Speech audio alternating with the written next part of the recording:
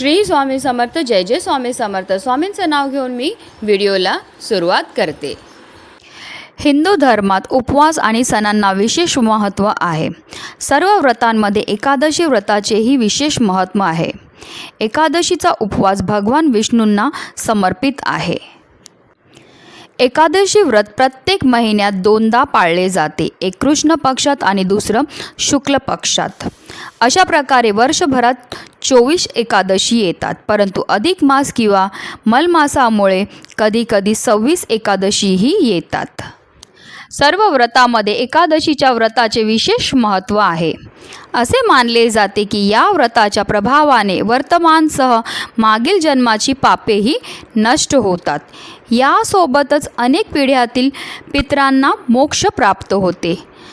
ज्यांना एकादशीचा उपवास सुरू करायचा आहे ते उत्पत्ती एकादशीपासून हे व्रत सुरू करू शकतात. या एकादशीच्या तिथीला देवीचा जन्म झाला म्हणून तिला उत्पन्ना तसेच उत्पत्ती एकादशी असे म्हटले जाते. उत्पत्ती एकादशीला उत्पन्ना एकादशी असंही म्हणतात.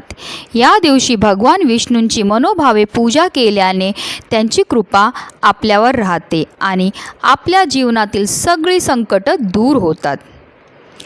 8 डिसेंबर रोजी उत्पन्न स्मार्त एकादशी आहे, तर शनिवारी म्हणजे 9 डिसेंबरला भागवत एकादशी आहे. आणि म्हणूनच आपल्याला भागवत एकादशीच्या दिवशी आंघोळीच्या पाण्यामध्ये ही एक वस्तू टाकायची आहे, ज्याच्यामुळे आपल्यामधले जेवढे पण नकारात्मकता असेल, त्याचबरोबर जर आपल्याला शत्रुबाधा असेल, कर्णीबाधा असेल, पितृदोष असेल किंवा कोणत्याही ग्रहांची आपल्याला दशा असेल, म्हणजे राहू असू दे, केतू असू दे, शनी असू दे, तर ह्या सगळ्या दोषांपासून आपल्याला मुक्तता तर मिळणारच आहे, पण त्याचबरोबर आपल्या मनातली कठीणातली कठीण इच्छासुद्धा पूर्ण होणार आहे. ह्या संबंधित सविस्तर माहिती मी तुम्हाला ह्या व्हिडिओमध्ये देणार आहे, तर व्हिडिओ पूर्ण पहा. आणि जर चॅनलवर नवीन असतील तर चॅनलला सबस्क्राईब करा आणि शेजारी बेल आयकॉनसुद्धा प्रेस करा, जेणेकरून तुम्हाला माझ्या नवनवीन व्हिडिओचं नोटिफिकेशन हे मिळत राहील. कार्तिक महिन्यामध्ये स्नान आणि दानाला खूपच महत्त्व आहे आणि म्हणूनच आपल्याला जे आहे भागवत एकादशीच्या दिवशी आंघोळीच्या पाण्यामध्ये ही एक वस्तू टाकायची. त्याच्यामुळे आपल्यामध्ये जेवढे पण दोष असतात ते दूर होण्यामध्ये खूपच मदत मिळते. बऱ्याचदा असं होतं की आपल्याला छोट्या छोट्या क्षुल्लक कारणावरनं पण राग येतो, आपण कटकट करत असतो, किंवा बऱ्याचदा आपल्याला ज्ञात अज्ञात शत्रूंचा बाधा होते. तर ज्ञात अज्ञात शत्रू म्हणजे काय असतं, बऱ्याचदा आपल्याला तोंडावर तर लोक आपल्याशी गोड बोलत असतात, पण तीच लोक आपल्या पाठीमागे आपलं वाईट चिंतत असतात. त्याच्यामुळे सुद्धा आपल्याला काही दोष लागतात. आपल्याला नजर दोष असतील, म्हणजे आपल्यावर काही वाईट दृष्टी असेल कोणाची, त्याच्यामुळे सुद्धा आपली प्रगतीही होत नसते. आपल्याला कोणत्याही कार्यामध्ये जे आहे यश हे मिळतच नसतं. आणि त्याचबरोबर जर आपले ग्रहदशा बरोबर नसेल, म्हणजे जर आपल्या कुंडलीमध्ये राहू असू दे किंवा केतू असू दे किंवा शनीची 7.5 असेल, शनीची दशा असेल, अगर ही ग्रह आपल्या कुंडलीमध्ये मजबूत नसतील तर आपल्याला प्रत्येक कार्यामध्ये काही ना काही अडचणी ह्या येतच असतात. त्याचबरोबर जर आपल्यावर पितृदोष असेल तरीसुद्धा आपल्याला कोणत्याही कार्यामध्ये यश अजिबात मिळत नाही. आपल्या घरामध्ये आलेली लक्ष्मी स्थिर राहत नाही. काही ना काही कारणाने खर्च हा वाढतच जातो. आणि जर अशा प्रकारच्या समस्या तुमच्याबरोबरही होत असतील तर आवर्जून तुम्ही हा उपाय उद्याच्या दिवशी नक्की करा. तुम्हाला खूप चांगला असा त्याचा परिणाम मिळणारच आहे. उद्या आहे शनिवार आणि त्याचबरोबर उद्या आहे भागवत एकादशी. एकदम दुर्मिळ असा हा योग आहे. आणि जर अशा शुभ योगामध्ये आपण काही विशेष उपाय केले तर त्याचं कित्येक पटीने जास्त आपल्याला फळ हे प्राप्त होतच असतं. तर चला जाणून घेऊया आपल्याला तो उपाय काय करायचा. तर उपाय करण्याकरता आपल्याला आंघोळीच्या पाण्यामध्ये काही वस्तू टाकायच्या आहेत. सगळ्यात पहिली वस्तू जी आपल्याला आंघोळीच्या पाण्यामध्ये टाकायची ती म्हणजे चिमूटभर हळद. हळद ही भगवान विष्णूंना अतिशय प्रिय आहे आणि त्याचबरोबर जे आहे हळदीच्या पाण्याने आपण जर आंघोळ केली तर आपल्या शरीरामध्ये जेवढी पण नकारात्मकता असते ती सगळी दूर होण्यामध्ये खूपच मदत अशी आपल्याला मिळत असते. दुसरी वस्तू जी आपल्याला आंघोळीच्या पाण्यामध्ये टाकायची ती म्हणजे पिंपळाचं पान. पिंपळाचं पान 1 पान किंवा 2 पान तुम्ही टाकू शकतात.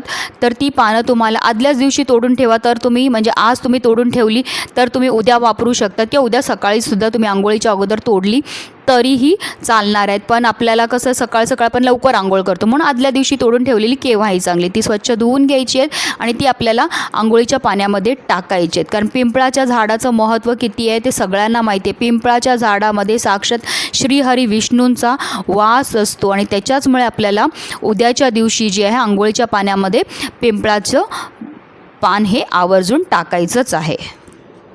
त्याचबरोबर आपल्याला थोडेसे काळे तीळसुद्धा टाकायचे आहेत. उद्या शनिवार आहे त्याच्याचमुळे जर आपण काळे तीळ टाकले तर आपल्यावर कोणत्याही प्रकारचे दोष हे राहत नाही. आणि त्याचबरोबर आपल्याला चिमूटभर मीठ टाकायचं आहे. मीठ टाकल्यामुळे सुद्धा आपल्या शरीरामध्ये जेवढी पण नकारात्मकता असते ती सगळी दूर होऊन जाते. आणि पाचवी आणि मुख्य गोष्ट म्हणजे आपल्याला गंगाजल टाकायचे, कारण हा आहे कार्तिक महिना आणि कार्तिक महिन्यामध्ये पवित्र नद्यांमध्ये स्नान करायला खूपच महत्त्व आहे. जर आपल्याजवळ पवित्र नदी असेल तर तिथे नक्की स्नान करा उद्याच्या दिवशी. आणि जर नसेल तर आंघोळीच्या पाण्यामध्ये आपण गंगाजल टाकलं तरीसुद्धा आपल्याला तीर्थक्षेत्री स्नान केल्याचं पुण्य हे मिळत असतं. जर तुमच्याकडे गंगाजल नसेल आणि गोमूत्र असेल तर तुम्ही गोमूत्रसुद्धा टाकलं तरीही चालणार आहे, कारण गायीपासून मिळालेल्या प्रत्येक गोष्टीचं आपलं एक पवित्र आहे. तर ह्या ज्या 5 वस्तू मी तुम्हाला सांगितल्यात ह्या आवर्जून टाका. कारण जर आपल्या कुंडलीमध्ये राहू, केतू, शनी ह्यांचे आपल्याला त्रास असतील आणि त्याचबरोबर जे आहे आपले नकारात्मकता एवढी वाढली असेल की आपल्या घरामध्ये कायम कटकटीत होत असेल, कलह होत असतील, आजारपण येत असेल तर ह्या 5 गोष्टी आवर्जून अंघोळीच्या पाण्यामध्ये टाकायच्याच आहेत तुम्हाला. काही कारणाचं एखाद गोष्ट नसेल तरीही चालणार आहे. पण बऱ्याचदा काय होतं, बरीच लोक चुकीच्या पद्धतीने आंघोळ करतात. तर आपल्याला आंघोळ करताना सगळ्यात पहिला जे आहे एक मग पाणी भरायचं आहे आपल्या उजव्या खांद्यावर टाकायचं आहे, एक मग पाणी भरायचं आपल्या डाव्या खांद्यावर टाकायचं आणि त्याच्यानंतर एक मग पाणी भरून आपल्या डोक्यावर टाकायचं. ह्या रीतीने आपल्याला स्नान करायची आहे. जर तुम्ही ह्या पद्धतीने ह्या वस्तू टाकून उद्याच्या दिवशी स्नान केली तर तुमच्या कितीही कठीणात कठीण ग्रहदशा असेल, म्हणजे तुम्हाला राहू, केतू, शनीचा त्रास असेल तर तो सुद्धा दूर होऊन जाणार आहे. त्याचबरोबर तुमच्या शरीरामध्ये जेवढी पण नकारात्मकता आहे ती सगळी निघून जाण्यामध्ये खूपच मदत तुम्हाला मिळणार आहे. गरुड पुराणामध्ये सुद्धा उल्लेख आहे की जेव्हा आपण आंघोळ करत असतो त्यावेळेस आपले पितर आपल्या अवतीभोवती असतात आणि ते पाणी ते पीत असतात. आणि जर अशा वस्तू आपण ह्या आंघोळीच्या पाण्यामध्ये टाकल्या तर आपले पितरसुद्धा तृप्त होत असतात आणि त्याच्याचमुळे आपला पितृदोषसुद्धा नष्ट होण्यामध्ये खूपच मदत आपल्याला मिळत असते. जेव्हा आपण आंघोळ करत असतो त्यावेळेस आपल्या मनामध्ये दुसरे कोणतेही विचार नसावे. फक्त श्रीहरी विष्णूंचं आपल्याला ध्यान करायचं आहे, त्यांचं नामस्मरण करायचं. ओम नमो भगवते वासुदेवाय नमः ह्या मंत्राचा आपल्याला निरंतर जप करायचं. असं केल्यामुळे जे आहे आपल्या शरीराबरोबर आपल्या मनाची सुद्धा शुद्धता ही होत असते. करून तर पहा, फक्त कोणताही उपाय करताना पूर्ण श्रद्धेने करा तर तुम्हाला त्याचं खूप चांगलं असं फळ प्राप्त होणारच आहे. आणि व्हिडिओ जास्तीत जास्त लोकांपर्यंत शेअर करा जेणेकरून सगळ्यांना ह्याचा लाभ मिळेल. श्री स्वामी समर्थ. जय जय स्वामी समर्थ.